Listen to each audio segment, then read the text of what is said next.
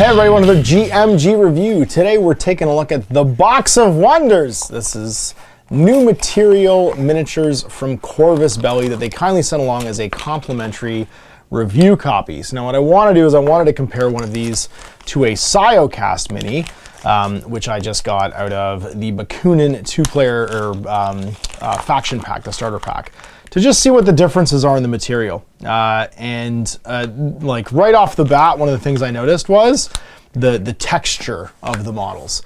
So I just put together out of the, actually today, you can check out the same review today, and I'll just grab it, actually, it's right here. Whoa.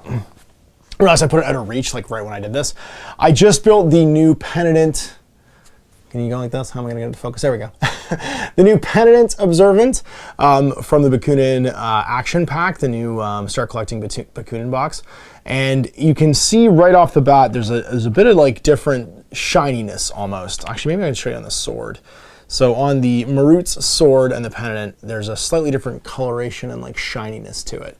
And that was my first sort of like impression. This feels slightly plastic-ier than the Siocast material does. Now, on the other side of that, there's a certain crispness to the material that I think is different. The lines are a little bit stronger and more like defined on this. If you look at the etching on the HMG versus into this Spitfire, the detail's still there, it's still good, but there's a certain like hardness to the edges that I think really benefits like these larger miniatures, right? They have like a certain like crispness I noticed so far. So I haven't put it together yet because I wanted to do it on camera. I wanted you guys to see it and kind of go on the journey with me. I'm gonna put the Marut together. So I'm gonna start off by clipping it. So right away, it's about the same, maybe a slightly harder, maybe not quite as soft as the Siocast is. The Siocast has a certain amount of, what's the word I would use? It's a springbackness. Like if you squeeze it with clippers, it kind of like pushes back a little bit. Whereas this is a little bit more resistant. It's a little bit maybe tighter as far as material, and I think that would actually reflect like why the edges are a bit more. They're less relaxed, right? They look a little like stronger. Very few mold lines on this. The detail is incredibly crisp. I just took that vent off, and that's all I could really find so far. But let's do what I normally do, and let's actually start with the legs, because then I can put this down and start drying, and then we'll do all the fins and stuff afterwards, obviously. So taking the vents off the back. Once again, I don't bother with like putting up a peg in for these. I do find that these larger 55 mil bases for Infinity do have a lot of flash around the edge of them. I think just because of maybe the length of them. I do have to clean off the back very often. There's usually like almost like a rind. Look at it coming off there. Like a big curly Q along the back of the base. Not bad, not great. And then, yeah, there is a post for mounting this. I'm just gonna clip it off because I don't wanna use it. I found the Siocast material glued right to the base is fine, and it's so light you don't really need the pegging. I can just rough up the base and it'll be perfect. Again, very little like, I'm not finding any real flash on here. There's maybe a teeny tiny like line along the thigh, but I'm just gonna use the back of my knife blade. Oh, and there we go. So that actually shows something different than Siocast right there. I can scrape this. Look at that. I can scrape this and if I scraped the Siocast, what would happen is it would almost like bunch up. It would rough up and it wouldn't come off clean like that. Scraping this just takes off. It's almost like I'm using a lathe. So yeah, this material is a little bit harder. The softness of the Siocast tend to like almost like ripple it slightly if I tried to scrape it. I tried that a couple times and I started cutting it instead because it kind of like tore. But yeah, very incredibly clean. And I mean, these are gonna be first out of the box, right? I keep looking up because I'm looking at the camera above us to make sure you guys can actually see what I'm doing. I kept leaning back out of the frame before I like realizing I was cleaning miniatures and being like, oh crap. Ash, this is why you don't do painting videos. You're terrible at this. I'm interested to see how this dries though, because one of the things I noticed was the Siocast tended to like adhere really quickly because it had a certain amount of tooth to it. No, that's fine. Look, that leg is sticking right away. And then I'm not gonna glue this to the base just yet because I want to see where the head's pointing before I do that. So let's find the head. There's the Marut head. And we will clean that and we'll get that down so I can just make sure the facing is correct. Because I do that very often when I don't have like a tab. Because if there's a tab on an Infinity base, you're probably fine just to like fire it in and you're good to go. Because the facing will usually match the tab. Whereas with this, I'm freestyling it. So I'm going to make sure the facing is correct first. All right, there's the head. Yeah, I'm glad I did that because it's looking to the right. It's looking down its gun barrel, it looks like. And then let's throw some glue on there and we'll get it on the base. And that way this can dry. And I'm using I said this in the other video, but I'm using Guerrilla glue gel. It dries a little bit faster, I find, for metal and resin miniatures, or you know, whatever cast miniatures, whatever new material resin miniatures these are. Because technically most of these are resins. And that works. There we go. So now the facing is down the front. I'll let that dry while I clean the rest of the pieces. But already you can see there's a very clear crispness to this new material, which is probably why they're able to do. I completely didn't get that piece of flashlight in that sword. It's going to bother me forever now. There we go. That's probably why they're going to be able to do the smaller miniatures in it, because the smaller miniatures obviously will be able to hold detail better, and you can get smaller detail on them when that's the case. So, no, so far so good.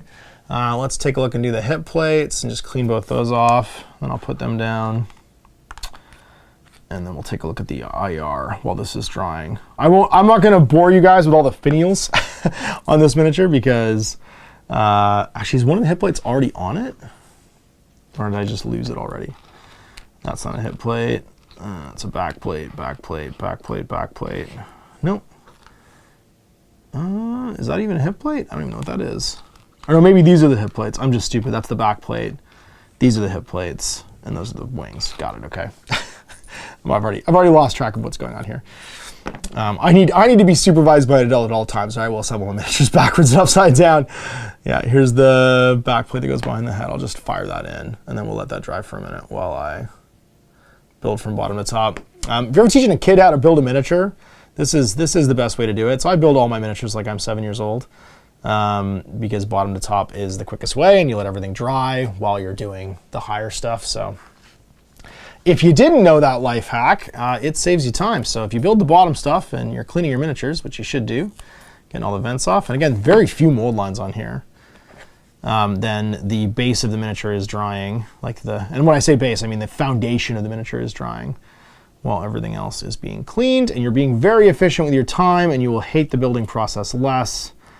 And as the building process is the least fulfilling part of building miniatures for me, one, I'm incredibly grateful for this new material because I'd be pinning every join right now if this was an old metal tag for Infinity, whereas I'm just pushing it and forgetting about it with this one. And then I get to do the part that I do find fulfilling, which is painting projects and getting them done. Yeah, assembling miniatures is not, I ain't got time for that anymore. It's not my favorite thing anymore. Yeah, there's so little flashing and molding on here. This is crazy. I am pretty much good to go at this point. And the butt plate, there we go, that's on. And I am going to make this, just so people know, I'm going to use this Marut as prize support for the Tactical Awareness Tournament that's coming up in 3 weeks. So if you're attending that, it is sold out. I had to shut down registration because way too many people, we are out of tables and space at this point in the venue we're in. So I'm gonna have to figure out how we're gonna adapt more people next time. So unfortunately, we grew by, grew to 150% of what the first one was, the second time around. I think more people had registered by the time I was done unpacking all of the terrain from the first one than we had at the last one, which is a good problem to have. And I'm gonna have some crazy prizes in this one too, but this is gonna be one of them. I'll put this on the prize table. So I can share the wealth. Lovely CB sending these things along for me to check out, but I have a Marut painted already. Let's bang this together now, and where do you go? I'm not sure where you go. Wait, are you piping? I think you're piping, but I'm gonna hold off for a second to figure that out. Let's bang the arms on this. Those are little arms. Where's the other little arm? It's got a sword. And that sword's pretty straight too. Yeah, this is all pretty clean. There's very little to do here. This was all pretty clean. Let's throw the little arms go underneath. So if I'm doing my philosophy of going lowest to highest, then I should start with those. Once again. And look at this, prize support that's already cleaned and assembled for you. How cool is that? Maybe I'll even throw a magnet in it. So everybody's just getting taken care of at the Spring Offensive Tournament. But I will have to figure out what we're going to do for Summer Siege. But this is a cool little, I think this is a cool thing for prize support for the tournament because it's so different. Now the one thing that's kind of, I guess this is remote presence, it doesn't matter. That usually when there's 4 sets of arms, it's because the little arms are mimicking the big arms in Infinity. Because that's like the pilot's arms, right, for like a manned tag. But I forgot the Marut's not actually manned. It's a remote presence tag. And the arms can all be fully independent of each other. So this is totally irrelevant in that case. I already put glue on these. Yes, I did. Cool. I like any tag that's actually firing its gun. I think that's super awesome. This thing is actually firing its weapon. Oh man, it's so big.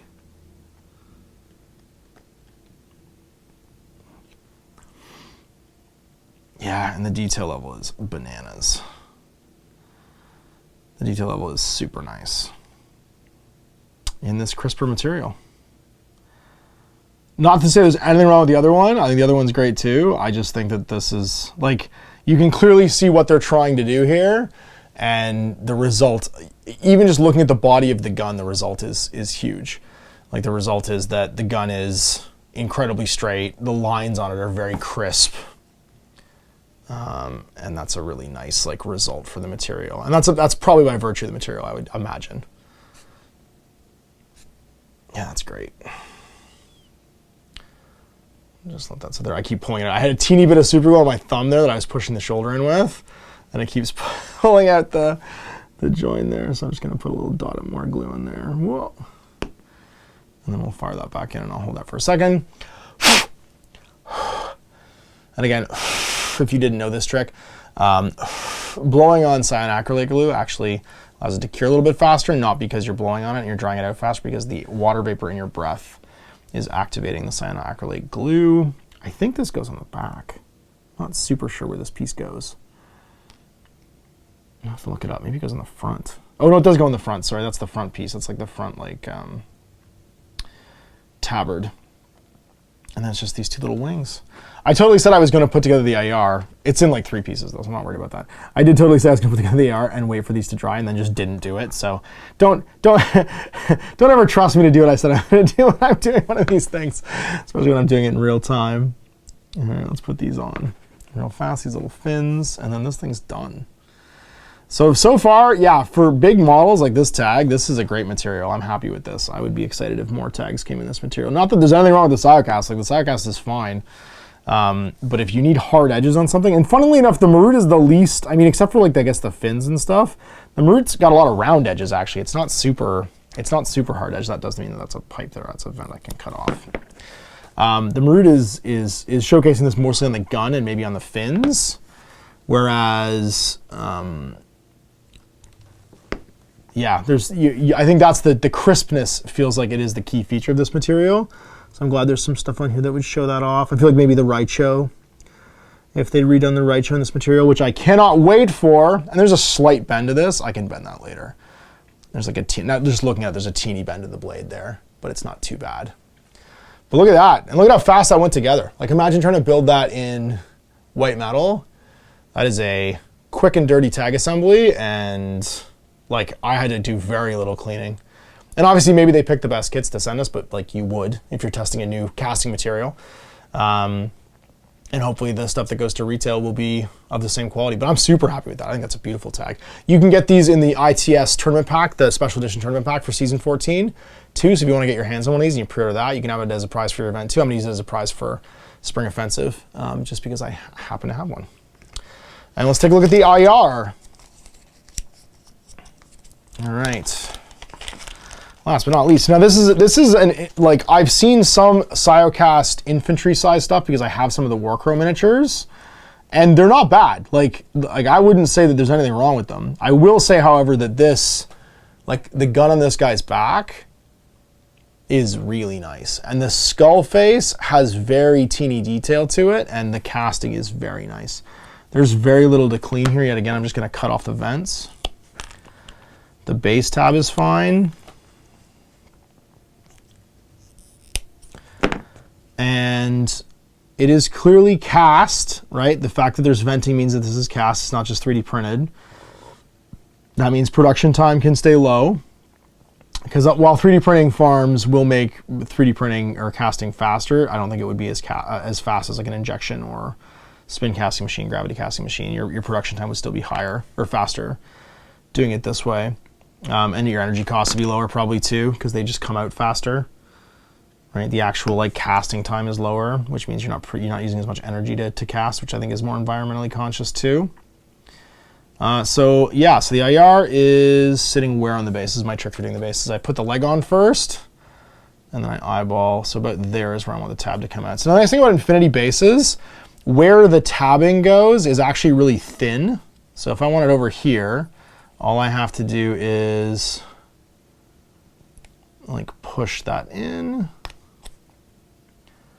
And push that in, and then that'll just pop out and I can clean it to the right size. But it's really easy to cut out that little chunk of plastic to get the bases in right, which is nice.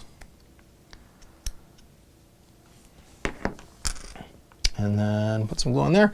And I'll use my same trick. There's not a lot more to clean here, but while this is drying, I can finish off any bits and pieces that need to get cleaned. And the tab goes right in. Now he's facing where I want him to face for the base markings. Oops, get that down there. Yeah, same observation as with the penitent. You can just see there's like a hardness, like a smooth and hardness. There's a bit of a grain and a tooth to the Siocast material. This is just, which I mean isn't super noticeable, but there's a real rigidity, and I mean it's still soft when I clip it, like it has like that spring back to it, but there's a certain like crispness to the casting, the details that I think is bang on. And that can be a bunch of different like chemical reasons. Like I'm not gonna try and guess as to why, but even when you're casting stuff, like the heat it comes out at, it can change shape as it's cooling.